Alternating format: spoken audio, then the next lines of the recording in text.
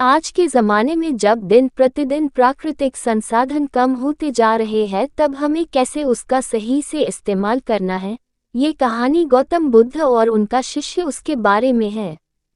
एक दिन गौतम बुद्ध से उनके शिष्य ने कहा कि मेरा आपसे एक निवेदन है। गौतम बुद्ध ने कहा कि बताओ तुम्हारा निवेदन क्या है। शिष्य ने कहा, मेरे वस्त्र पुराने हो गए हैं, अब वो पहनने लायक भी नहीं रहे।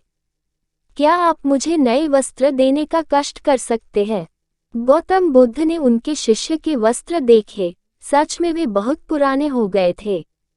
इसलिए बुद्ध ने एक अन्य शिष्य को आदेश दिया कि तुम इन्हें नए वस्त्र दिलवा दो। कुछ दिन बाद जब गौतम बुद्ध उस शिष्य से मिले, तब उन्होंने उनसे पूछा कि क्या तुम्हें अब अपने नए वस्त्रों में आराम मिल रहा है? तुम्हें और कुछ तो नहीं चाहिए ना? तभी उस शिष्य ने कहा, धन्यवाद प्रभु, मुझे अब इन वस्त्रों में बिल्कुल आराम मिल रहा है, मुझे और कुछ भी नहीं चाहिए। गौतम बुद्ध ने शिष्य से पूछा कि अब जब तुम्हारे पास नए वस्त्र है तो तुमने अपने पुराने वस्त्र का क्या किया? शिष्य ने कहा, प्रभु अब मैं उसे ओढ़ने के लिए प्रयोग में ले रहा हूँ।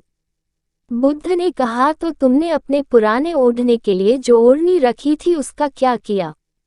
शिष्य ने कहा, जी मैंने उसे खिड़की पर पर्दे की जगह लगा दिया है।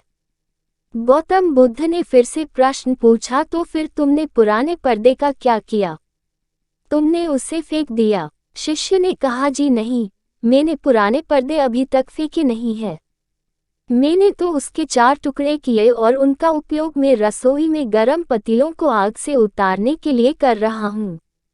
बुद्ध ने पूछा, तो फिर तुमने अपने रस्सी के पुराने कपड़ों का क्या किया? शिष्य ने कहा, अब मैं उन्हें पोछा लगाने के लिए उपयोग में लेने वाला हूँ। गौतम बुद्ध ने कहा, तो फिर तुम्हारे पुराने पोछे का क्या हुआ? तब शिष्य ने कहा कि प्रभु मेरा पुराना पोछा अब उतना खराब हो गया था कि उसका कुछ नहीं हो सकता था। इसलिए मैंने उस पुराने पोछे का एक एक धागा अलग कर दिया और उसमें से दिए की बातियां तैयार कर ली, और उन्हीं बातियां में से एक कल रात आपके कक्ष में प्रकाशित की थी। गौतम बुद्ध अपने शिष्य से संतुष्ट थे। वो ये जानकर बहुत खुश थे कि उनका शिष्य चीज़ों को बर्बाद नहीं करता है और उसमें ये भी समझ है कि चीज़ों का किस तरह से प्रयोग किया जा सकता है।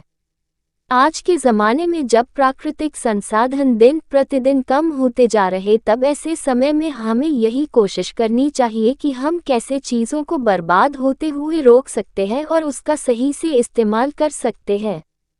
हम सब मिलकर अपने छोटे छोटे प्रयत्नों से और चीज़ों को बर्बाद न करके इस धरा को बचा सकते हैं। अगर आपको हमारी स्टोरी गौतम बुद्ध और उनका शिष्य अच्छी लगी हो तो हमारे चैनल को सब्सक्राइब करें और अपने दोस्तों के साथ भी शेयर कीजिए और कमेंट में ज़रूर बताइए कि कैसी लगी हमारी ये कहानी।